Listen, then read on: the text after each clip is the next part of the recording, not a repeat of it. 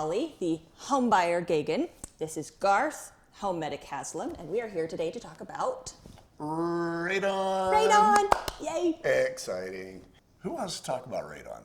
Well, I mean, probably nobody except me. Except me over here. Yeah, for me, it's kind of like, let's talk about debits and credits in accounting. But Yes? as a home buyer, radon is one of those buzzwords that sends up a lot of red flags in my brain and scares me, and I want to run from a home. Somebody told me once that if you, it was a marketer, they told me if you really want to terrify, or if you want to motivate somebody, there's two ways to do it. Fear and, we'll say love. Fear and love. And I think we can push button number one with radon. Oh, it's definitely one of those fear ones. Because Yes. even just the word makes me go, ugh, what is that? What do I do? You Yes. have it? I'm not buying this house.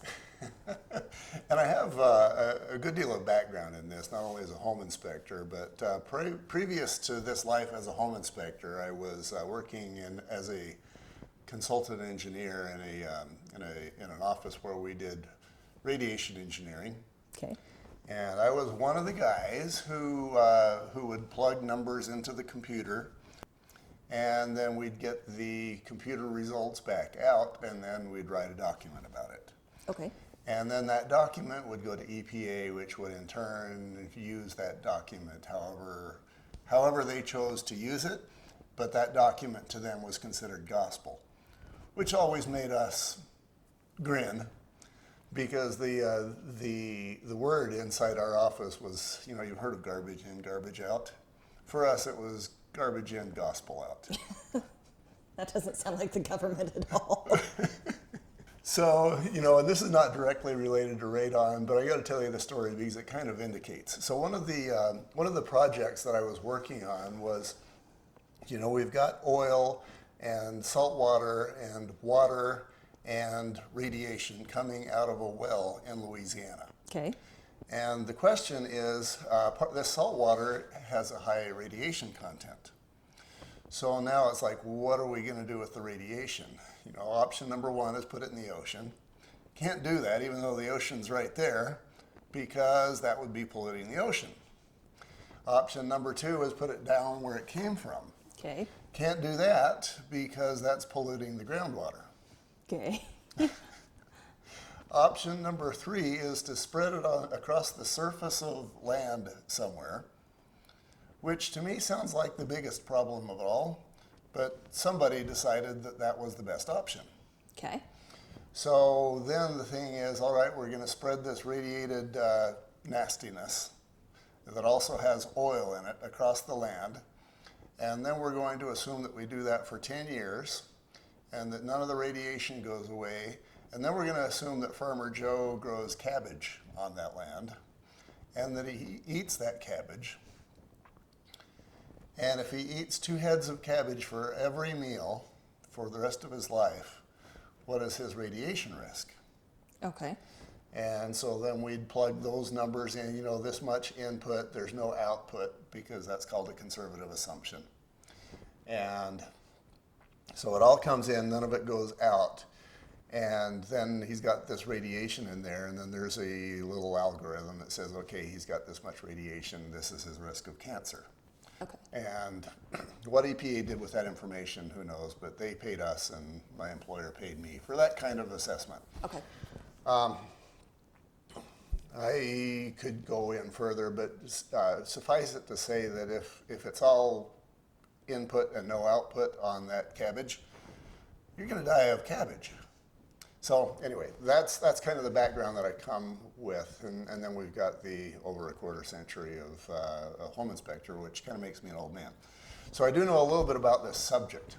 Now let's bring you up to speed, Holly, the home buyer. The air that we're breathing right now, you and I, and the air that you guys are breathing that are watching this is, unless you're in the basement, it's probably around 1 to 2 picocuries per liter. Okay. And there is no place on earth that you can go to get away from radon.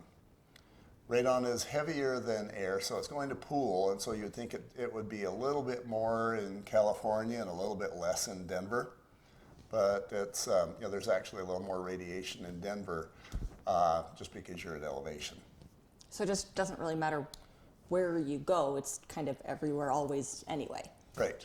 Okay. And back in the day when I was doing the radiation thing, there was 3 levels. There was 4, 10, and 25. Of the picocuries? Right. Okay. And we're just going to throw that picocuries per liter away just because it doesn't really mean anything Fair to enough. us. Okay.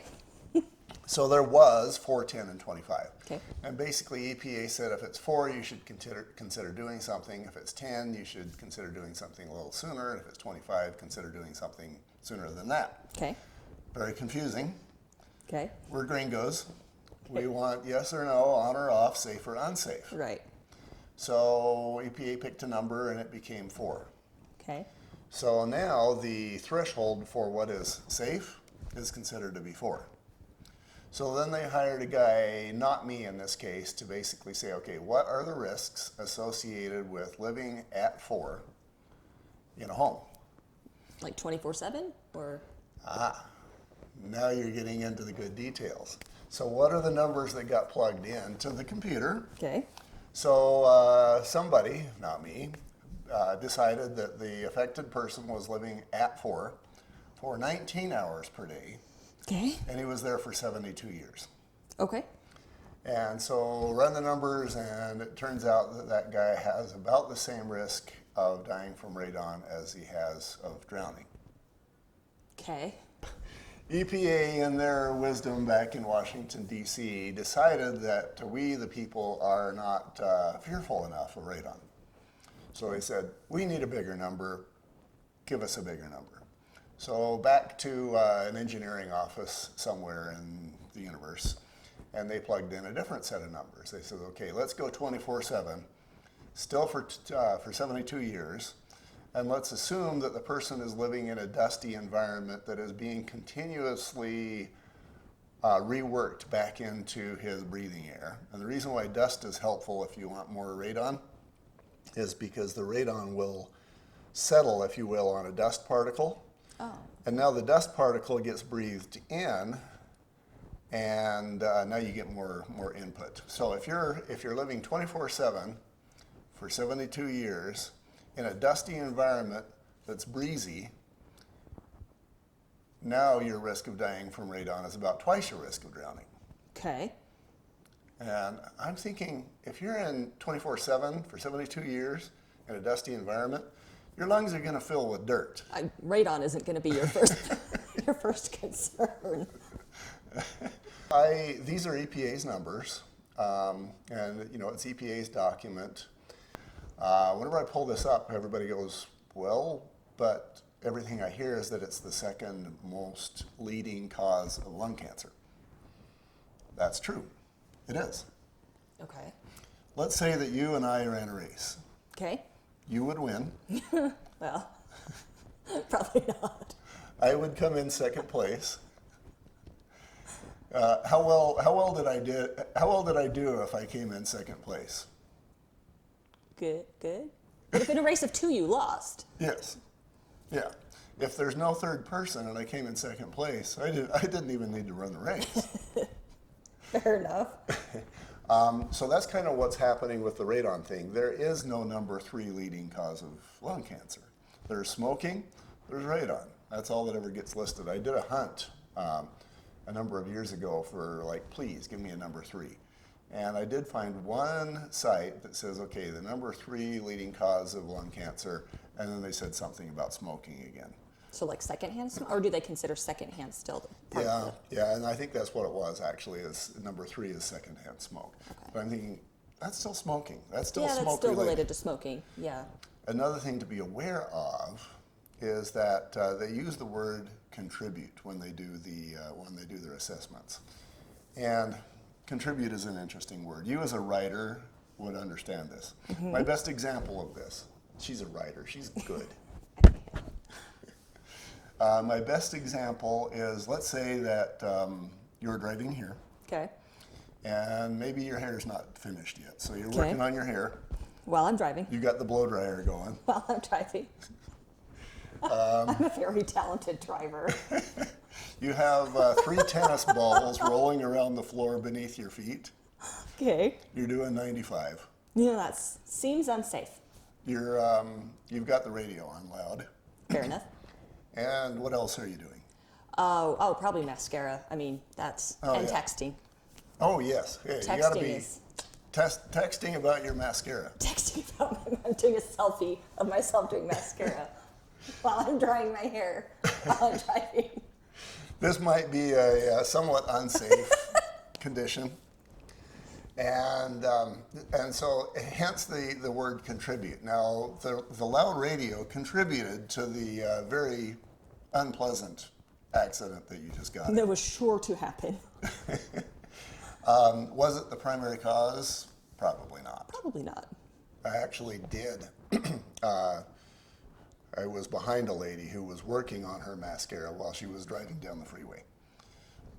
And that was ugly. She ran into the back of a bus. Oh, dear. So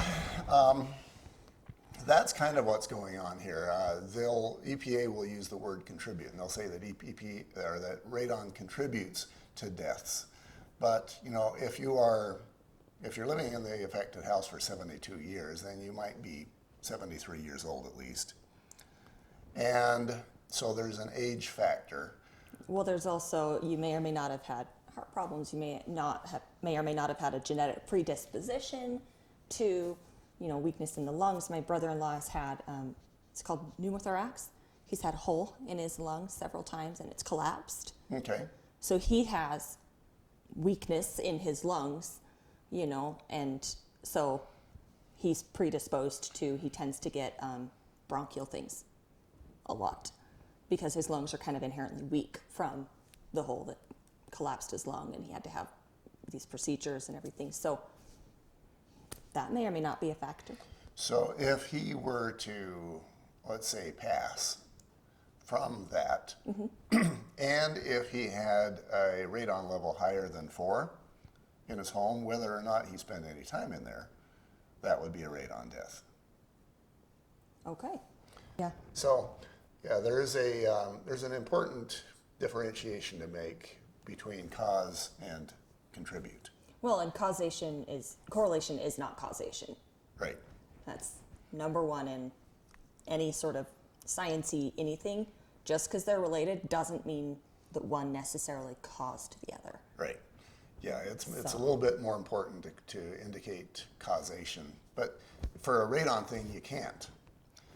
Now, yeah, because it's just in the air and everybody's breathing it. And you can't really show that a higher concentration knocked somebody over. Okay, so then that brings up, so the EPA has turned radon into a buzzword for potential homebuyers like myself. So then we need to go into what does it actually do? Ooh, good question. Why did they turn it into a buzzword? What does it actually do? So let me back up. Radon is a colorless, odorless radioactive gas. Okay. Gas like oxygen and nitrogen. Okay. You can't see it, you can't smell it, you don't know it's there unless you're actually got a equipment that measures that sort of thing. Okay. And what it does is it gets into your lungs, and as a gas it can move into your lungs, and then if it happens to spit off a couple of protons and neutrons while in your lungs, now it's a metal again. Okay. And it's going to sit there and be radioactive in that part of your lungs. And it will be there for the rest of your life. You can't ever get it out. No, because now it's a metal and it's in your lungs and you can't aspirate, is that the word? You can't breathe it out. Okay. And it's not something that's surgically removable? No, because even if you could get to it, it's so small that it's really not visible without a microscope. Yeah, okay. So if the air that we're breathing right now is 1 to 2 picocuries per liter, and let's say we go into a room that is 10 picocuries per liter. Okay. That means we're getting the same dose in 10 breaths here as we were getting in 1 breath in that contaminated place. Okay. So, I get people that ask me, if I if I go into my basement and let's say it's 10, I've had this scenario happen where it was 10. She says, if I go in my basement and hold my breath, will I be okay? And the answer is, if you're okay breathing 10 times upstairs, then you're fine breathing once down here. Okay. Now, let me further kind of illustrate the issues associated with radon. Okay. I had an airline pilot. This is one of my favorite radon stories, who was very concerned about radon. Okay. And he really didn't want to buy a house associated, that had any sort of elevated radon concentration. Right. And again, because of my background, I knew a thing or two. But basically, what I told him is that flying cross country, LA to New York, gives you not the same radon concentration, but the same radiation dose as living 24/7 for a year at 10. So for him, he's flying across. He's getting way more radiation. He's getting way more. So now he's much less concerned about radon and much more concerned about his career choice.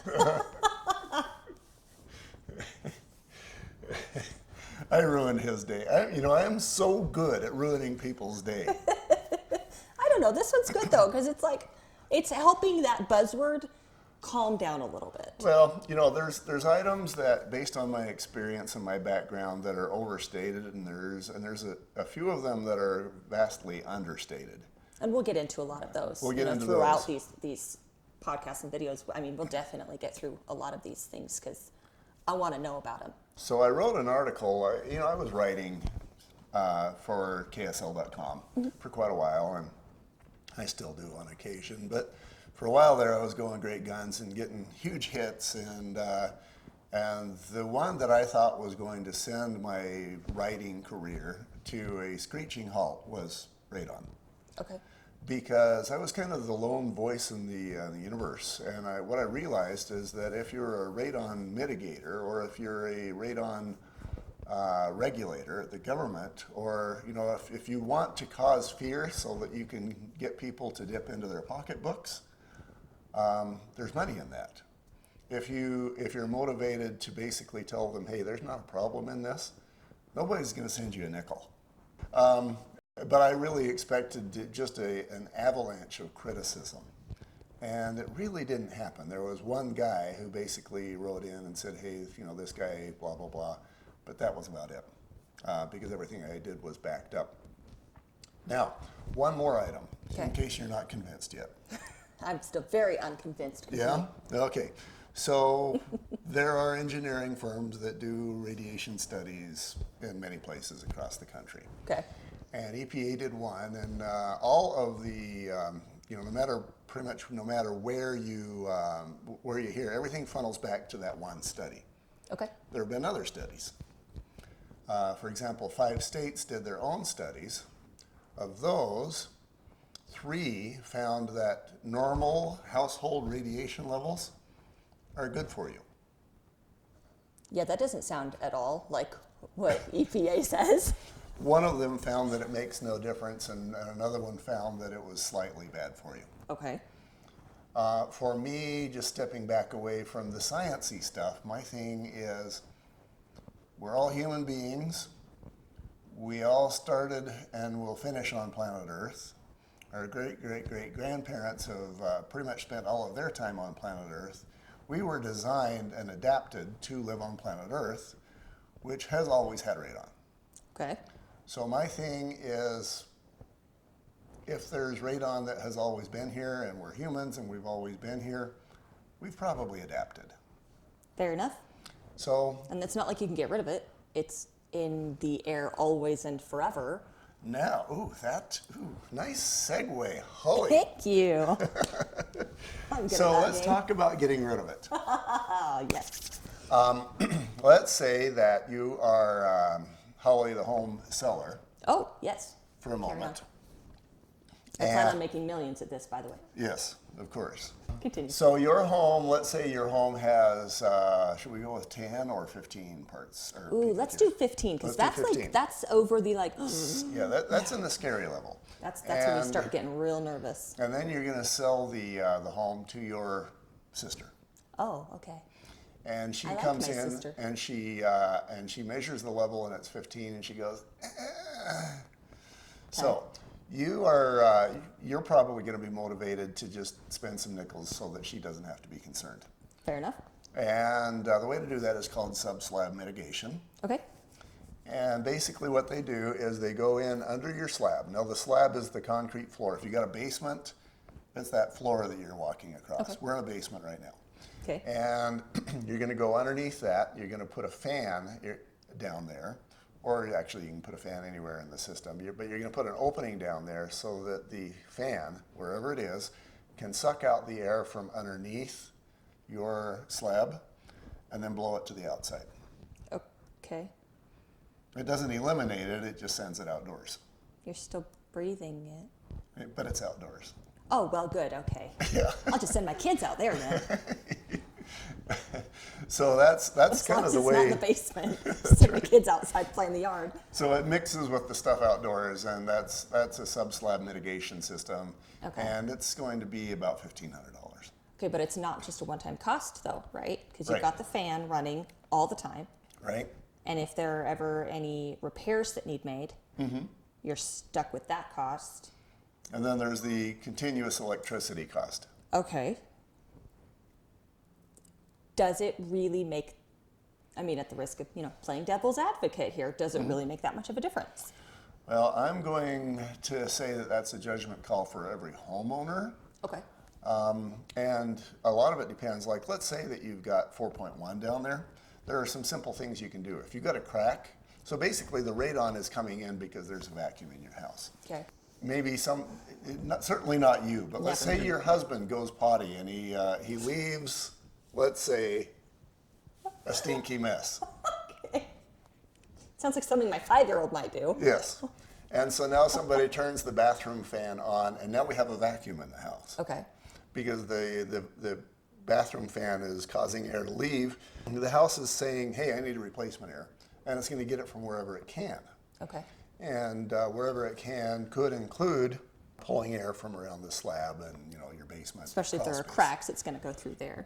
Right. Okay. Another source would be maybe a fireplace. You've got air leaving, which again causes a vacuum inside the house, and the house is going to say, hey, replacement air. Okay. And so that's what draws radon into the house. Okay. And if you're just in maybe a deep, dark basement, and you rarely go down there except for maybe if you're an evil scientist and you're going to do Your lair. yes, into the lair. And if you're doing that, maybe you're going down into an area that has been pooling radon for quite a while, so you could have an elevated radon concentration there. Okay. If so, then that would be a good candidate for either opening the windows or sub-slab mitigation. So you could just open the windows? Yes. It's a little cheaper than a sub-slab whatever. Yes, it is. Okay. So maybe cracking a window open once or twice a day helps replace the air in the home with something a little more, what's the word I'm looking for? Diluted. Yes. That's the one. Now, I've mentioned that we're in a basement right now. Okay. This one is going to have much less of a problem because even though it's the basement, it's still a walkout basement. So every time I open that sliding back door, I would be flushing any radon concentration out of the house. So this one is much less of a risk. Similarly, geographic conditions.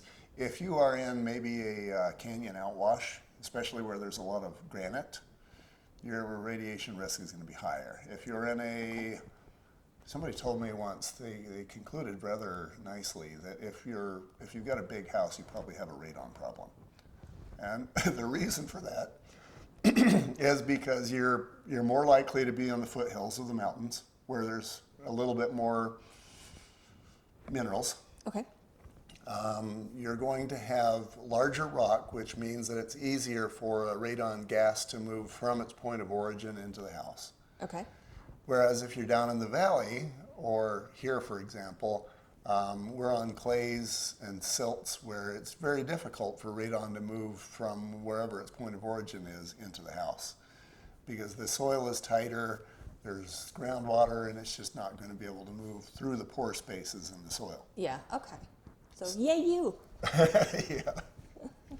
So, yeah, and you know, again, you're going to have radon everywhere, but Right. your risks are higher if you're in that sort of an environment.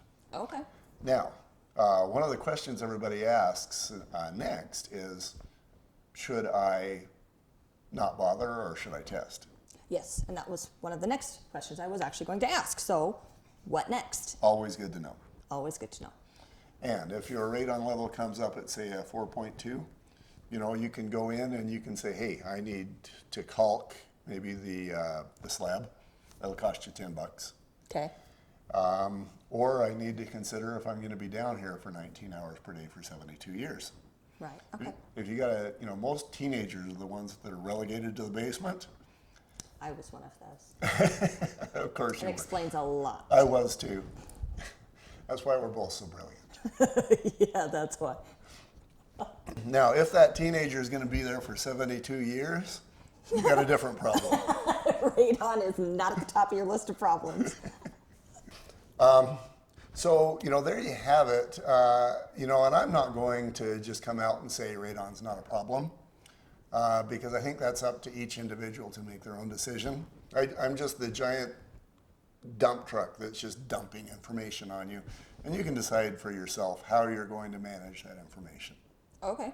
So, personally, I would probably want to test any home I was interested in buying, probably the one I live in now, because my husband and I are living in a basement, and my daughter sleeps in the basement, so it may be wise to get a tester. Do you have a particular kind or brand that you recommend? Ooh, such good questions. I know. So That's you why have I'm a number of options. You can go to radon.com. Okay. And there you can get them to send you a test kit, and you're going to want to read the instructions. Okay. But that's about $10. Okay, I can do $10. And that's plenty accurate. Now it's going to be what's called a short-term test, meaning, you know, 3 or 4 days. EPA recommends a 3-month to 6-month test. That technology isn't even out there. Okay. And be aware that during the winter your radiation levels are going to be higher just because doors are closed more often. But you're going to get that that thing from radon.com, and you send that back to them, they'll give you results. That's $10. Or if you want your own, if you want to test it yourself many times, you can go to Amazon and you can get a radon tester that will just tell you digitally whatever the last 24 hours was. Okay. Now, would you be able to put those links in the, perfect, thank you. Or you could go to a home inspector. Like you, for example. Yes. And he would be able to do that for $100, $150, $200, give you your number. Okay. So far, I'm liking the Amazon deal. Yeah. Yeah. And there's some other options, but those are your biggest 3. Okay. Or, here's another one. Okay. It's the same thing as door number 3, but you'll pay less if you don't pay a home inspector, and you do pay a radon mitigator. Okay. Because he's kind of like the termite guy that's looking for termites so that he can remediate them. Okay. You get that guy from radongoaway.com. Is that a real website? No, Oh. I don't think so. That's an excellent website name. I hope someone takes that. You can get him to come out and he'll test your house. Okay. And he might do it for less than $150. Okay. But he wants to find radon. So he's going to be. So this is actually really good information, because if the radon mitigator person from radon, what was it, radongoaway.com that you invented, somebody should totally take that. And he's going to come in and say, "Oh, you have a radon level of 6. You're all going to die." And you'd be like, "Actually, we're just going to open the windows. So you can carry on. You can go about your day." And be aware that they will probably come in with stuff that can be calibrated, which means that if you're motivated to have the result be high, you just Makes turn sense. the knob. Makes sense. Well, and it depends. He or she might know the places where it would pool the most likely in a room that doesn't have a lot of windows or doors, in a downstairs bathroom where you don't have windows but you do have a fan, or something like that. I would assume that the radon content would probably be higher because the air is trapped and vacuumed and it's... You're right. Yeah, and actually in this basement, this is the lowest spot, so it would be proper for him to test this spot because it is the worst. Right. So, to kind of sum up everything I've learned, radon is not as scary as I assumed. And I can't avoid it because it's everywhere. It's in the air always. But with that being said, it's kind of a personal decision how I want to handle it if I test, which I recommend, maybe at least twice a year. That would make your friends at EPA very happy. Oh, yay, because that is my goal in life, is to make the EPA happy. That sounded really sarcastic. I love the environment. I want to help the environment. But, okay, sorry, I got a little sidetracked. Test twice a year with something that is pretty reliable, and judge from there. If I notice that I consistently have higher numbers than I want, then I can choose the subslab mitigation. Is that what it's called? Yes. Or a radongoaway.com person, or start looking for, maybe I need to peel up the carpet and find if there are any cracks in the slab, or find where there's a vacuum in the house and I can affect that. So start looking for things like that, and just know that there's always going to be a reading because it's always in the air, but I can have a little control over that. Right. One more thing I'm going to throw in. Yes. The test needs to be done in living space. So for example, if you have a crawl space, you don't want to do the test in there because you're not going to be living in that space for 19 hours per day for 72 years. Right. If you do your Harry Potter. Yeah, exactly. Okay. Okay, so like my sister, for example, has a very narrow, full of shelves, just cement, unfinished food storage thing in her basement. They go down there, but they don't spend time there. They go down, grab a can, come back up. So that would not be considered a living space. Right. Okay. But it would definitely have a higher radon content because there are no windows. There's one door, but nobody goes down there really. And you can probably see outdoor soil from inside that space. Is that right? I don't know. I haven't checked that thoroughly. In a lot of those older homes, you'll have something that is cellar-ish, and that you can see soil, and you just know there's going to be radon. Right. Okay. Hold your breath. Only breathe once instead of 10 times. Holly, the home buyer, how do you feel now about radon? Significantly less terrified. Significantly I less. think hearing the word radon, can be kind of a buzzword. It raises red flags and whoop, whoop, alarms in my brain, right? Because as a home buyer and owner and as a mother, I hear radon and I go, oh, that's bad, it's dangerous.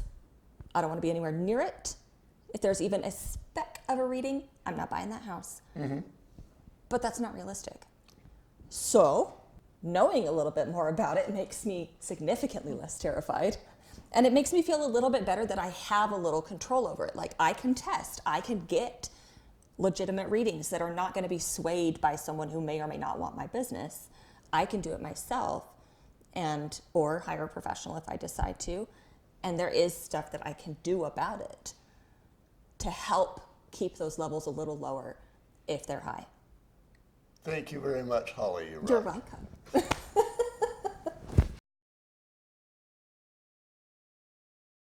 Scary. What? Scary. What do you call a dog who likes to do magic tricks? A labracadabrador. It's so stupid. I laugh every time.